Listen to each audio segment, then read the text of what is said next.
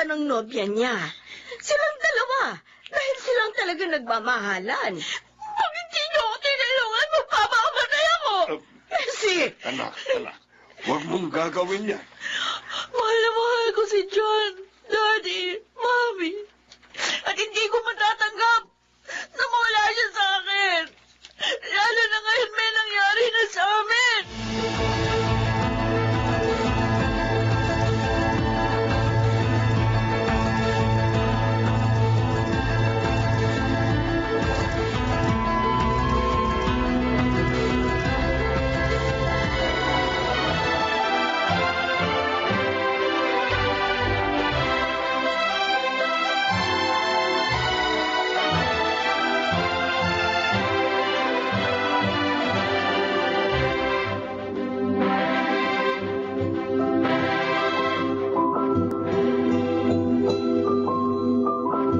John, tulog na tayo. Antok na ako eh. Patulog ka na. Hindi ko dalang higaan. Ito naman. Honeymoon natin ngayon. Alam mo, hindi ako masaya sa pagpapaksal sa'yo. Inuksa mo ako para mapikot. Pinilit lang ako ng daddy mo. Binantaan ang buhay ko. Kaya ako lang naman nagawa yun. Dahil sa pagmamahal ko sa'yo. Sana tanggapin mo na ako bilang asawa mo. Pangako, gagawin ko lahat para maging maligaya ka. Huwag mo kong hawakan. Itong tandaan mo. Pagsisisihan mo na pinilit mo ko. Pagsisisihan mo.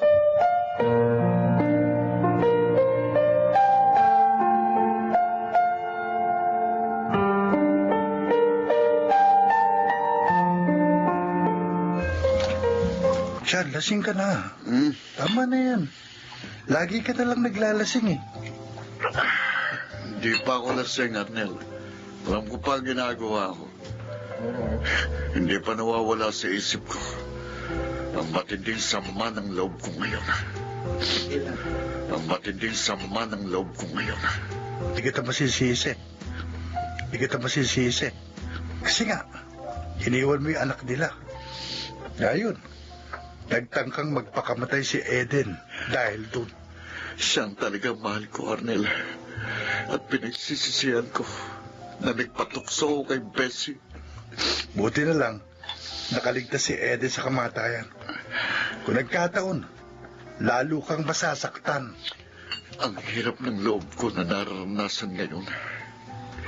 Kaya, ipararanas ko rin kay Bessie. Isinusumpa ko yan.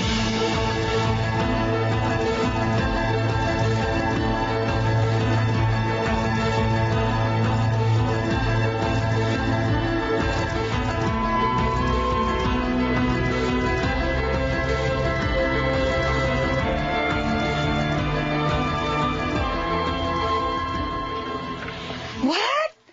Isasangla mo sa akin itong mga alahas mo? Oh, Sheila. Pero bakit? Wala akong pera. Kasi hindi nagbibigay si John kahit na sumusweldo siya. Yan nga bang sinasabi ko eh. Pinahihirapan ka na niya ngayon. Ayoko namang humingi ng pera kay Daddy. Lalo lang siya magagalit kay John. Paano gagawin mo, Bes? Baka maubos yung alahas mo sa kasasangla niyan. Magtatrabaho ko uli sa company namin. Sasabihin ko kay Dad. Gagawin ko yun para lang malibang. Ay, huwag kang magagalit, ha? Kaibigan mo ako. Kaya nagmamalasakit ako sa'yo. Hindi mo kasi dapat pinilit ang sarili mo kay John. Tuloy mo yun, ayan. Para kang kumuha ng bato na ipinukpok mo sa iyong sariling ulo.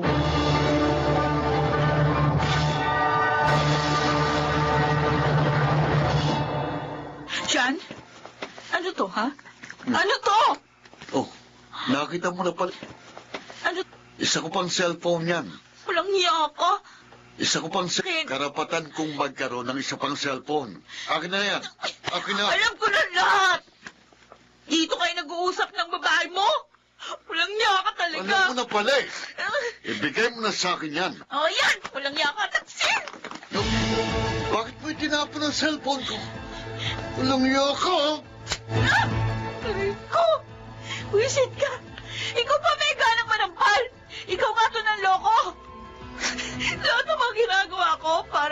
ideal wife sa'yo. Bakit lahat ng mga ginagawa nito ko? Una mo akong sinaktan, Bessie. Kami ni Eden. Kaya gumaganti lang ako.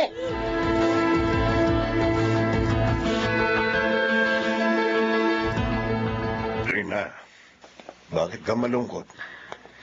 Naiisip ko lang ang anak natin. Matagal ko na kasi siyang hindi nakikita. Lagi ko siyang nakikita sa kumpanya. Siguro, kaya hindi ka na dinadalaw dahil ayaw niya na sinasermonan mo siya. Pinangangaralan ko lang naman ang ating anak para mapabuti siya. Kinokontra mo siya. Kaya sa halip na maging masaya, naiinis ang anak mo. At akala mo ba, masaya ang buhay niya kay John? Trina, Nagkakamali ka. ano ka ba? Bakit mo nasabi yan? Anong nalalaman mo?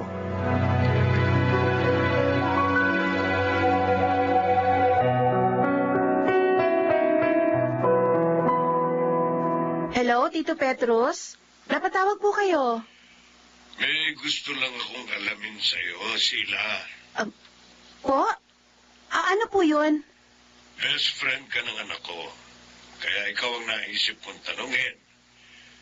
Tungkol sa tunay na kalagayan ni Bessie kay John. Tito, Sabihin mo sa akin, sinasaktan ba ng lalaking yun ang anak ko?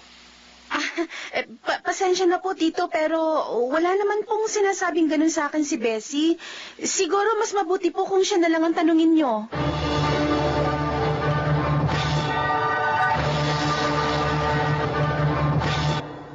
John? Ano ibig sabihin nito? Bakit may mga maleta dito sa sala? Akin ang mga yan.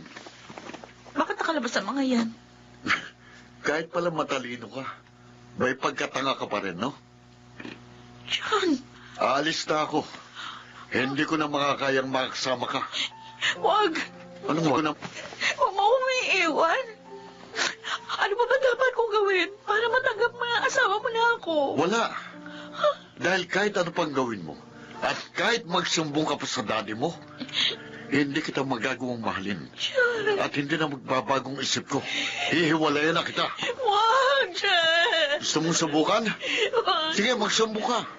Sabihin mo sa daddy mo na hiniwalayan kita para mapatunayan mo na handa na akong mamatay ngayon kaysa magsama pa sa'yo. Oh, John, huwag ka umalis! Huwag mo akong iwan! John!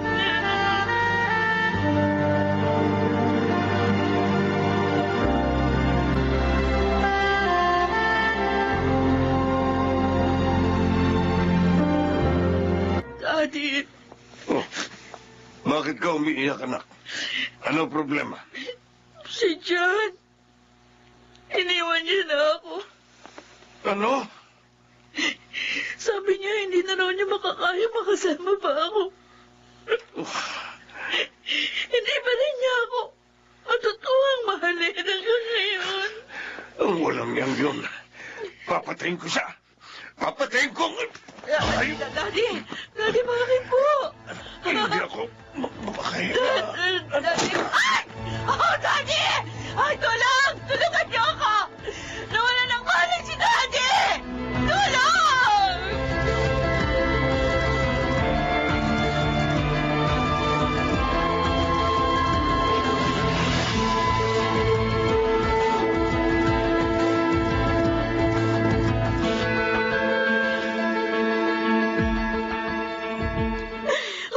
Petrus, sasama ko.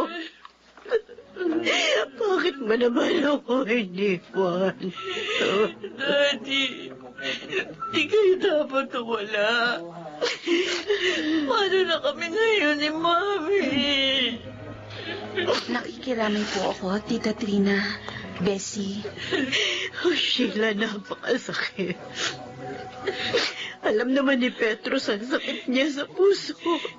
Pero bakit hindi pa rin niya naingatan ang kanyang sarili? Pero bakit... Talaga po sigurong hanggang dito na lang ang buhay ni Tito.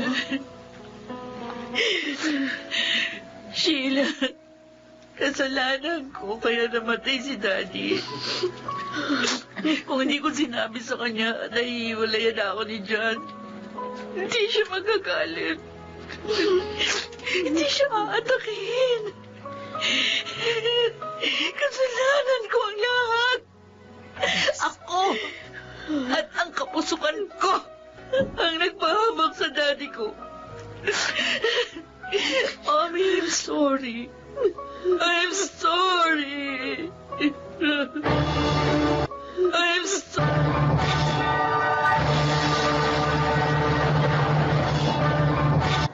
Napakasakit para sa akin ang pagpanaw ni Daddy. Dahil alam ko, kasalanan ko kaya nangyari yun. Ngayon, kami na lamang ni Mami magkasama. Pinipilit kong kalimutan ang kabiguan at kalungkutan. Mait ang lasa ng pag-ibig na hinog sa pilit. Huwag sanang kalilimutan yan ng mga nagmamahal.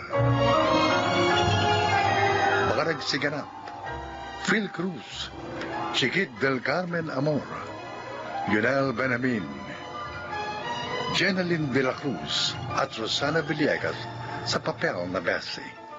Naglapat ang angkop na tunog Jerry Montiel. Sa musika, Buboy Salonga. Supervisyong teknikal, Eric Lucero at Bong Muyar. Creative consultant, Phil Cruz. Production assistant, Anching Cruz. Ito'y mula sa panulat ni Thelma Corporal Alcantara. Sa direksyon, June Martin Legaspi at Maynard Landicho Jr. Ito ang aking buhay.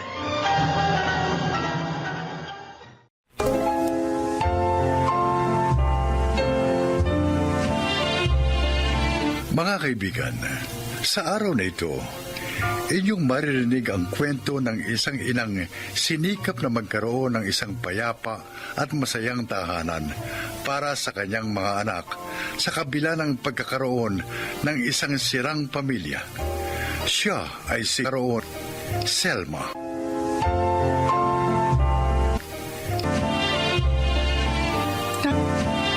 Punan ng pagkakaroon ng isang sirang tahanan na magsimbunan tungkol sa kolehiyo ang aking mga anak. Hindi ko inaasahang makakaranas sila ng diskriminasyon dahil lamang produkto sila ng isang broken home. Nay! Oh, anak, bakit? Ano mo yata umuwi? Kala ko ba may interview ka ngayon sa scholarship na in-applyan mo? Bakit ka umiiyak? Naipasa ko naman po yung interview. Oh. Pero hindi po ako tinanggap sa scholarship na in-applyan ko. Ha? Pero bakit? Pagkatapos po kasi ng interview, tinanong po ako kung buo raw po ba ang pamilya natin. Sabi ko po, grade 1 pa lang po ako nang iwan tayo ni Itay. Di ba sabi niyo, wag po ako magsisinungaling sa interview? At sinabi ko naman po ang totoo. Pero bakit gano'n ang nangyari, Nay? Oo naman. Hindi naman talaga dapat magsinungaling. Mas tama pa rin yung magsabi ng totoo. Naman, paano na yan? Anak. Yung scholarship lang po na yun ang pag-asa ko para makapag-aral ako ng college. Nay, ayoko mahin doon sa pagpasok sa college. Ayoko po.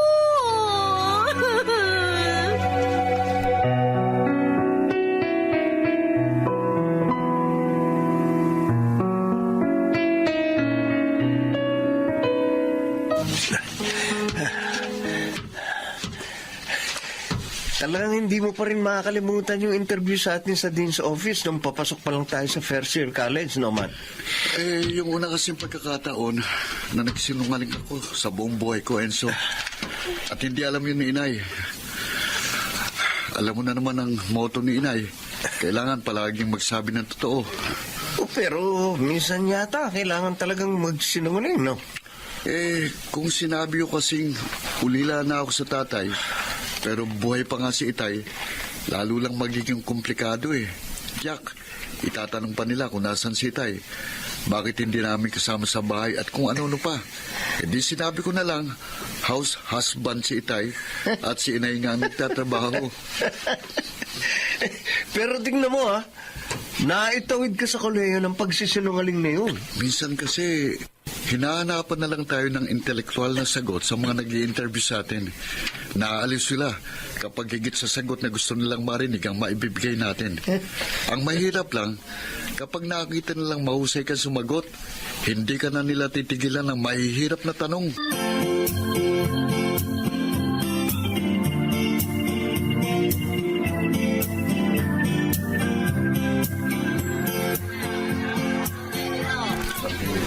Mahal na ako sa bunso ko nitong huli. Madalas, nagigising na lang ako sa kanyang pag-iyak. Nagigising na lang katanggap sa kanya sa inaplayan niyang scholarship para sa kanyang pagkukolehiyo. Kung malakas-lakas nga lang itong pagtitinda ng karne, nakikipagsapalaran ko na siya ipasok sa private. Sapalaran ko. Kasi may mga foundation na ganun yung patakaran. Oo nga eh. Di ba dapat nga mas tulungan pa nila yung mga estudyanteng determinado na makapagtapos ng pag-aaral sa kabila ng pagiging galing sa isang sirang tahanan? Pagiging galing. Sumasama rin ang loob ko kapag may nababalitaan akong mga ama na inaabandona ang kanilang pamilya. Panalang tungkulin ang pagiging isang ama. At ang pagiging isang mabuting halimbawa ang isa sa pinakamahusay na paraan na maipakikita nila sa kanilang mga anak. Para lumaking mabubuting tao ang mga ito at may takot sa Diyos.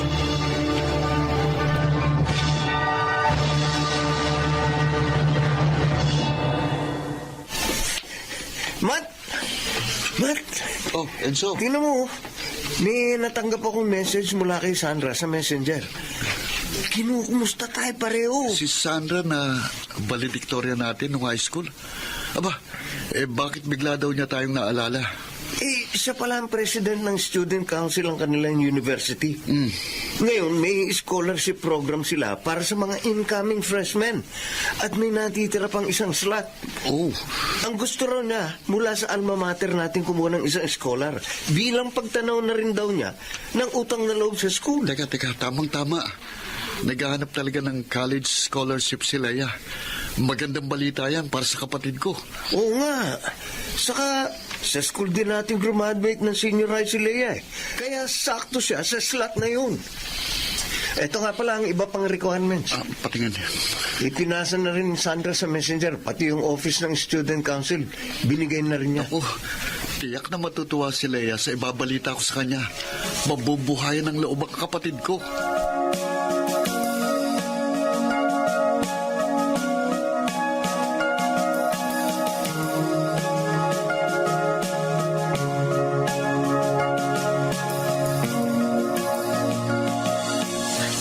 Naman kasi yung mga katulad ni Selma at ng mga anak niyang napagkakaitan ni Selma at ng mga yung mas nangangailangan.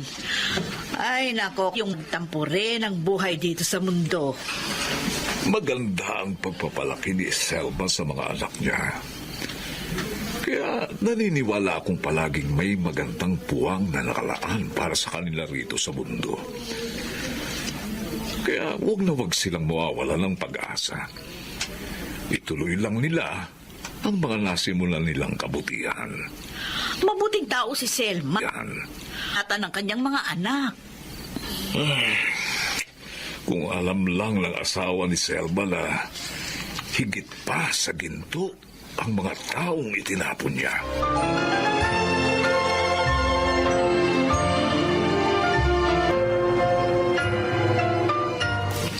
Tamang-tama, kuya.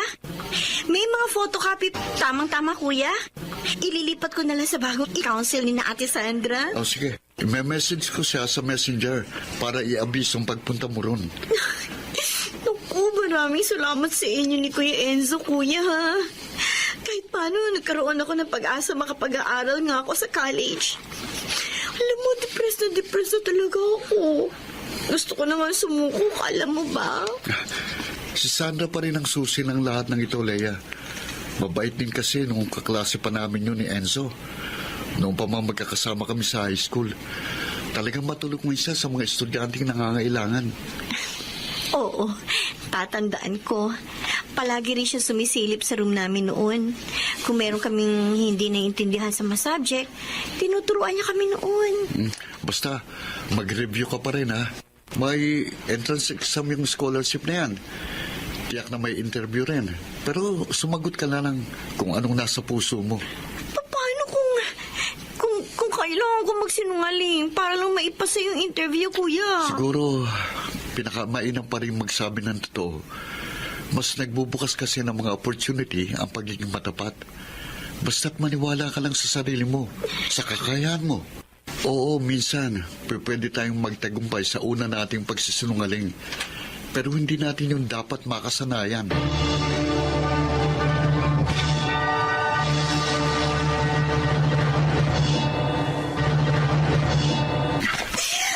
Bakit?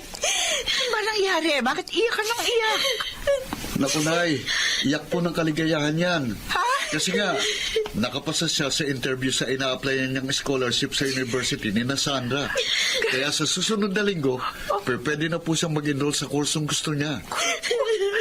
Totoo ba yung sinasabi ng Kuya Matt mo, Leia? Dininig po ng Diyos sa mga dasal ko. Binigyan kasagutan po niya ang aking hiling na sana makapasa po ako sa interview na yun.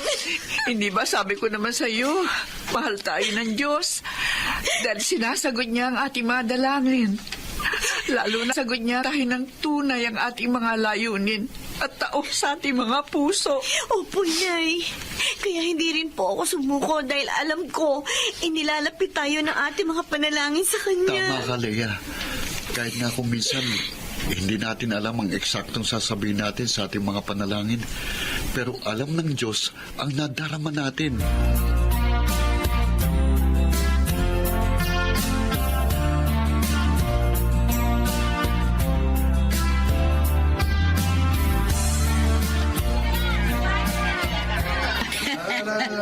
Hindi talaga matapos-tapos yung pag-iyak mo dahil sa pagkakapasa ni Leia doon sa inaplayan niyang scholarship, ano? Paano naman? Huling pag-asa na nga kasi namin. Paano? Paano naman? Kaya hanggang ngayon, para pa rin akong nakatuntong sa ulap sa napakagandang biyayang yun. Oo nga. Kaya kahit sa kabila ng maraming problemang pinagdadaanan niyong mag-iina sa buhay, huwag kang bibitiw sa pag-asa sa iba. Pasasaan ba't magiging maayos din ang buhay niyo sa inaharap? Dahil habang may pag-asa, tiyak na laging may bagong pagkakataong magbibigay sorpresa sa inyong mag-anak. Laging may darating na isang bagong araw para sa inyo. Basta kami ni Luis, nandito lang kami palagi para sa inyong mag-iina. Mananatili niyo kaming kaagapay. Lalo pa sa magaganda niyong layunin sa buhay. Alam niyo bang kasama kayong mag-asawa sa pinagpapasalamat ko sa itaas? Kayo ang naging sandigan ko sa mga sandali ng kagipitan. Biyaya kayo ng langit para sa aming mag-iina.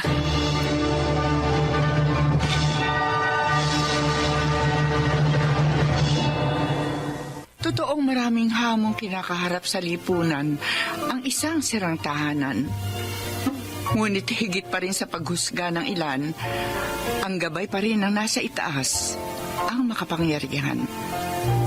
Lalo na sa katulad naming mag-iina na hindi natatapos sa mga pangarap. Patuloy na pinakikipaglaban tapos sa mga pangarap. Sa ngayon, magtatapos na si Matt sa kanyang huling taon sa kursong architecture. Samantalang kasalukuyan naman nagsisikap si Leia sa pag-maintain sa kanyang scholarship sa kolehiyo. Si Leia sa komersyo. Marami pa magagandang pangarap ang aking mga anak. At bilang isang ina, lalagi lang ako nakasuporta sa kanila. Ako si Selma. At ito ang aking buhay. Ang pamilya ang pangunahing institusyon sa lipunan. Subalit sa maraming hindi maunawa ang dahilan. Kung kaya hindi maiwasan ang pagkakawatak-watak ng mga miyembro nito. Gayunpaman, hindi pa rin madamot ang tagumpay mula sa isang sirang tahanan tulad ng isang buo at normal na pamilya. Mga nagsiganap, Chiquit del Carmen Amor, Rosana Villegas, Lionel Benjamin, June Martin Legaspi, at Susan Robles sa papel na Selma. Naglapat ng angkop na tunog Jerry Mutia sa musika ni Buboy Salonga. Supervisyong teknikal Eric Lusoy Salonga. Creative Consultant Phil Cruz. Production Assistant Anshing Cruz. Ito'y mula sa panulat ni Sel Barlam. Sa direksyon Salvador M. Royales. Ito ang aking buhay.